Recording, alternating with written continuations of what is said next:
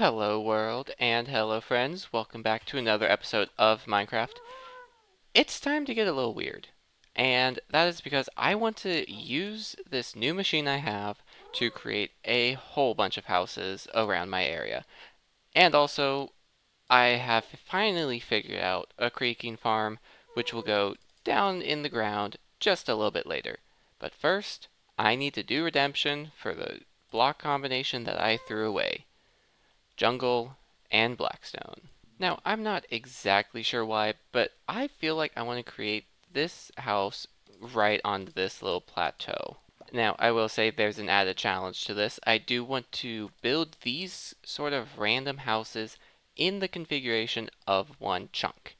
Now, it doesn't have to literally be inside of one chunk, because the chunks here are a little weirdly aligned, but I do want to make this house and everything attached to it to be a little bit smaller than one chunk. And I think also these are going to be built pretty small, to be honest, maybe not even the size of a full chunk.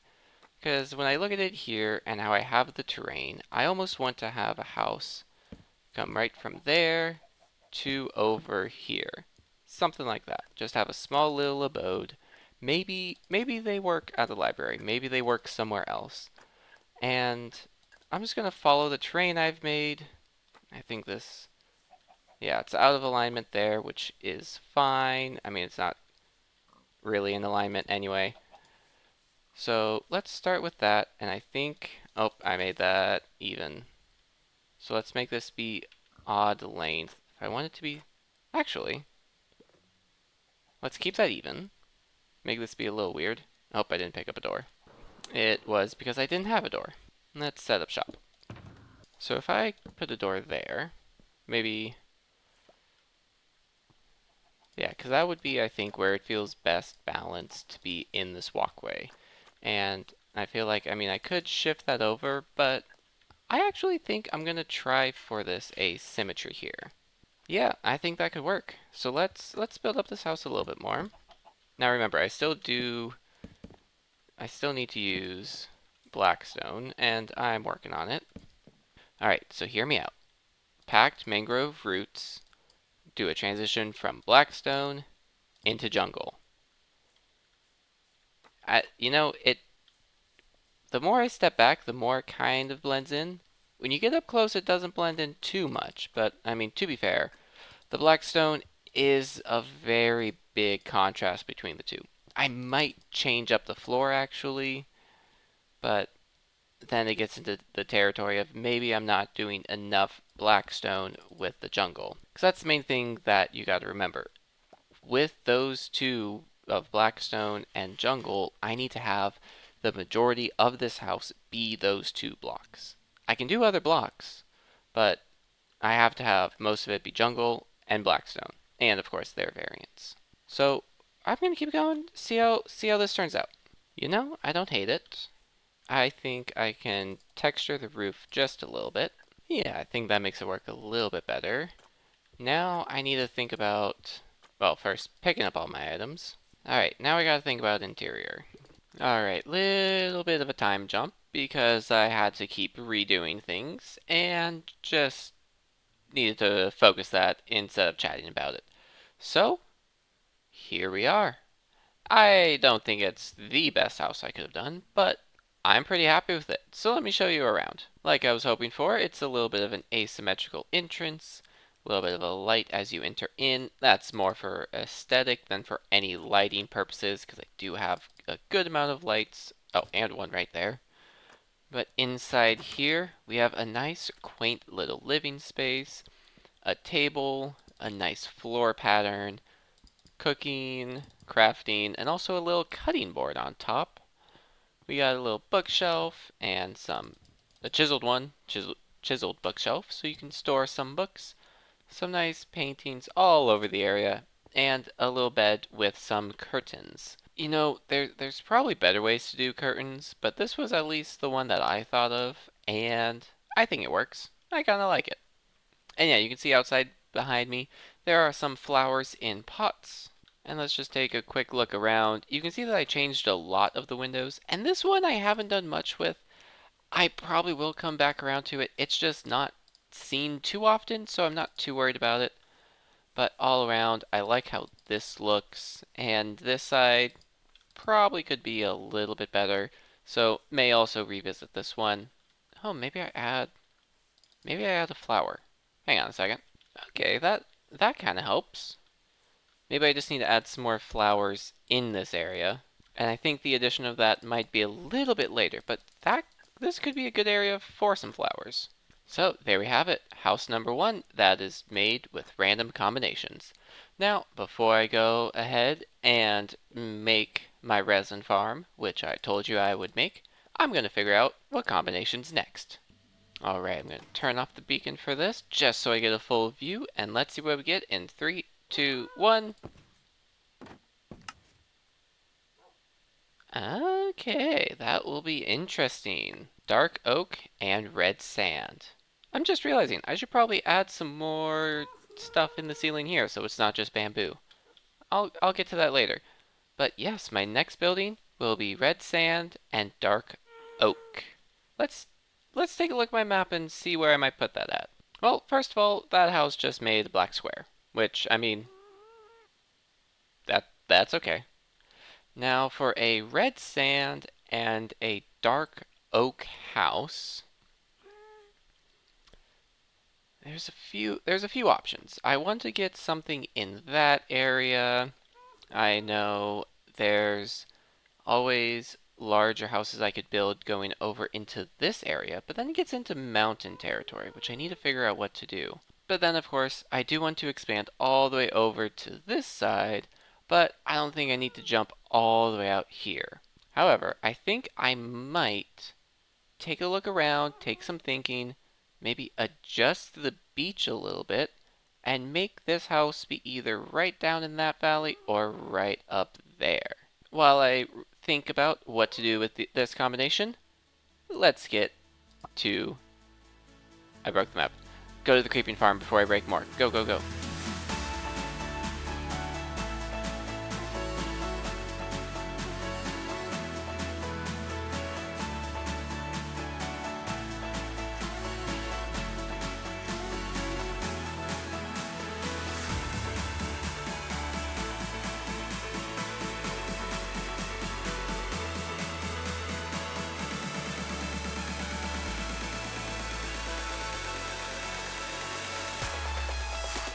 Alright, I have run the resin farm.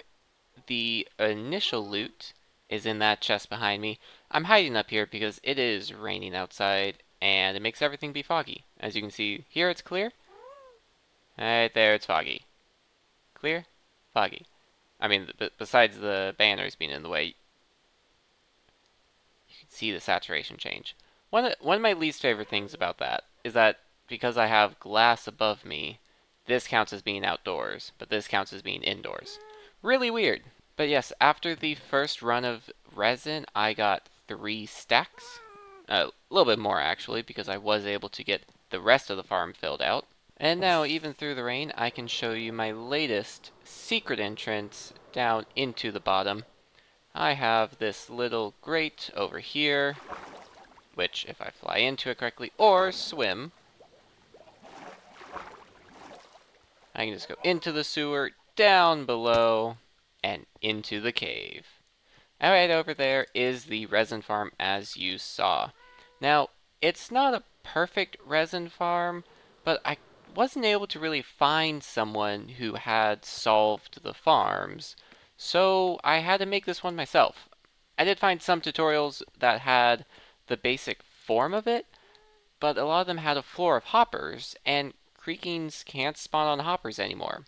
Not sure why, so that's how I got to this. But now, as you can see through the darkness, I do have Creaking hearts fully filled out, so that is 15 Creaking hearts. I don't know if resin will ever spawn onto this upper layer. I did run this overnight once. Game overnight, not me overnight. And that's the amount of resin I got. So yeah, this farm is doing amazingly.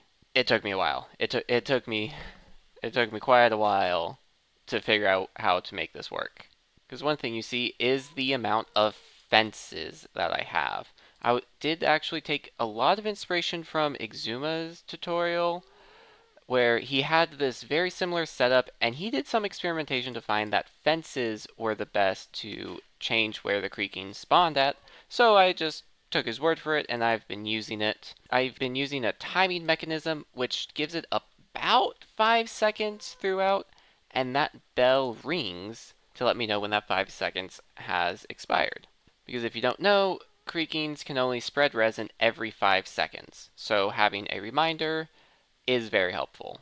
And also having the system move up and down automatically is much better than having it be done by your swings. I did try to find a way where it would do it every few swings, but I wasn't able to do that. The other thing you can notice is the ladder that I have beside me. This is actually a band-aid fix that is probably going to stay forever, and that is simply because of hitboxes. As you can see up here, it is a one wide area, and the creakings are, I think, like 0.9 of a block, something like that. So they can fit in these one wide areas. However, two of them cannot. So in some of my testing, the creakings would get pushed down, but then they would get two that would be straddling the hole, unable to go through it. So one thing that I do know about creakings is that line of sight is very impactful for how they behave. So this ladder allows you to sneak right up the side and get into line of sight, which makes them freeze, which also makes them like not be entities or something. I don't know exactly how it works, but causing line of sight allows them to actually inhibit the same space and fall down into the hole. And that's why this drop is 3 blocks and the drop for the main hole is also 3 blocks, because that is over the heads of them so they won't be standing on each other. Yeah, I had to do a lot of experimentation, and the hoppers on the side are catching a lot of ones that do drop, but even then, it's not perfect. There's still a little bit of resin. Oh, and they're starting to show up. There's still a little bit of resin that will fall to the side. So let's take a look. Let's watch these guys and see what happens. I can also stand here and not get too close to them. So yes, by default, they all just stand up there. So that's what, 1, 2, 3, 4, 5, 6, 7. That's about half of the ones that are in there. And then when I start the machine, it will every once in a while push just a little bit of water down. Oh, and I think there we go. Yep, you can kind of see how they're fighting to get down. And if there's an uneven amount of creakings, it will solve itself. So yeah, if there's an odd number, it solves itself, but that's a little bit. But you can see how there's just that small bit of trouble. Every once in a while, they will also resist the water streams. And you can see how they're struggling in there. I come up here, I look over, and they just slide right down. Very small thing, but it helps. So now when I click it once, you can kind of see the amount of resin that show. I don't know if there's an easy way to do it, but all of that flies out. And every once in a while, I don't know if we'll be able to see it, a little bit will fall to the side. It does take a while for some of them to spawn in. Not sure exactly why. Oh, I timed that wrong. So the bell rings, I swing. You can see it. Oh, no resin on there. Bell rings, I swing. Resin goes up there. It all falls off. Falls down. And yeah. Took a while to make. And I don't think I need any more resin right now. So I'm going to get out of here.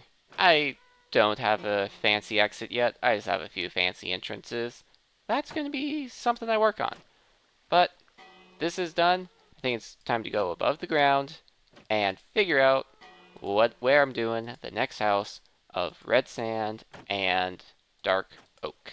Before I show you the house, there's a few things I want to remind you all about how the rules of this work. It is supposed to be within one chunk and primarily made up of one stone and one wood. So, well, wood type and stone type. The building behind me follows the rules. It is within one chunk and primarily made of the wood type of bamboo and the stone type of end stone. This building as well, while not made with the challenge, still follows a challenge. It is a primary stone of mud and a primary wood of spruce. I know there's some jungle pillars, but primarily it is spruce and mud. This one almost follows the rules. I would argue that the wood types would be primarily oak, and the stone type would be primarily prismarine. There is spruce and warped used, and a little bit of dark oak, but the main two types are oak and prismarine. However, it is just slightly bigger than one chunk, so technically doesn't work, but it's pretty dang close. That all being said, I bring this up because here's the house that I made of red sand and dark oak. There's some stone usage in it, and it is actually pretty hidden. It does look like it is two houses, but it is one, and actually, surprisingly, still is about the size of one chunk. It is actually surprising to me in a 15 by 15 by 15 cube, which is pretty cool. And let's start from the lower entrance. Inside here is just a simple little interior. I don't really know what purpose this building would have, but I figured there'd be a painting, there would be some storage, and over here, a little bed area. It's nothing too crazy. Once I have a better idea of what I want to do with this, I might decorate it more. Up this staircase is that other entrance that you can see. So this actually helps make it a little bit easier to get down below, even though jumping down is just as fine. Now out this back door here is actually the cave area of mine. And I'm still going to figure out what to do here. As you can see, I have a previous entrance that I put quite a bit of work into and made a secret door into, but currently that secret door has been covered up. When I've been doing terraforming and adjusting things, this entrance just became no longer necessary. So I've been trying to figure out what kind of entrance I wanted to do now, and for better or worse, I have this house now. And future decorations and expansions are to come, but right now, there's the house. It is a rather small addition. I think my general idea for these types of houses is to fill out a little bit more space than I've done here, but I really am happy with how this is, what the function of it is, and also just the design of it. I have been struggling with trying to figure out what to do with here, and I think this is a very good solution to that. Now, I will eventually need to make that walkway connect up to here. I don't know if it'll be up to this area or across down to there. So that's still under works, and like I was saying with the beach, I will likely adjust that more and expand it some. I still got to do that bridge. So let's take a look at the map real quick, because I was kind of wanting it to fill in that area. But as you can see, it is really small on the map. So I think there still is some room for a house in there, or maybe some trees and stuff. But I think trees is going to be my next focus for my next episode of redoing a lot of the nature in here. One last thing I do want to show before I end this episode is some of the other changes I've made. Besides the beach down here, I also adjusted this beach just a little bit, made it slope slightly more. I've also, over however long, I've never updated that part of the town hall. I have a little bit of a bamboo forest. I'm not sure exactly why, because I have too much bamboo. That's a problem for later. I've cut down even more trees in that back area, and I have started to move this path all the way down there to eventually reach over into this area. So I think with all of that being said, that is going to be it for this episode. I want to thank you all for watching, and I just want to remind you guys that it really helps out a lot if you like the video, if you subscribe, and if you tell your friends what you are enjoying about this, so maybe they can watch it too. I did see a video by Mumbo Jumbo. Those of you who likely know him have probably watched it too, talking about struggles of small content creators and just content creators of Minecraft in general. So do check that out. It's some really cool insight, and also honestly makes me feel a little bit happier about where I'm at instead of just completely worried about it. So with that being said, be good to yourself, be good to each other, and be good to the world. I will see you in the next episode, hopefully real soon. This has been Radio. signing off.